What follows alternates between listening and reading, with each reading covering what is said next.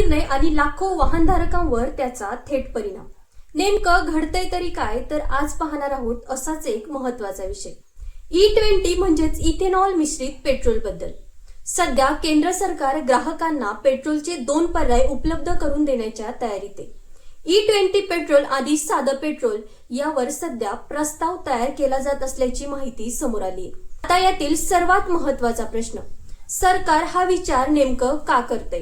तर काही वाहनधारकांनी E20 पेट्रोलमुळे mileage कमी होत असल्याचा आणि त्याचा थेट परिणाम इंजिनवर होत असल्याचा दावा केलाय.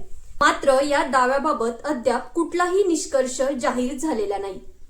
जर हा प्रस्ताव मंजूर झाला तर यातून नेमकं काय सिद्ध होईल किंवा नेमकं काय बदलेल, तर वाहनधारकांना त्यांच्या वाहनाच्या क्षमतेनुसार E20 किंवा साधं पेट्रोल निवडण्याचा पर्याय मिळू शकतो.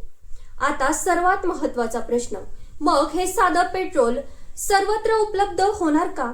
तर त्याबाबत अद्याप अंतिम निर्णय झाला नाही.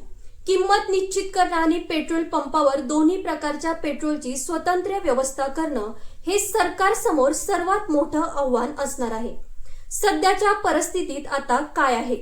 सध्या देशभरातील बहुतांश पेट्रोल पंपावर E20 पेट्रोल उपलब्ध आहे. साध्या पेट्रोलचा स्वतंत्र पर्याय बहुतांश ठिकाणी अद्यापही उपलब्ध नाही. मग आता पुढे काय? तर सरकारच्या अंतिम निर्णयाकडे आता देशभरातील वाहनधारकांचं लक्ष लागले. हा प्रस्ताव मंजूर होणार का, आता हे येत्या काळात स्पष्ट होईलच. आता तुम्ही सांगा, तुमच्या मते E20 सोबत साधं पेट्रोलही कायम उपलब्ध असावं की नाही, की E20 पेट्रोलच पुरेसं आहे? तुमचं मत कमेंटमध्ये नक्की सांगा.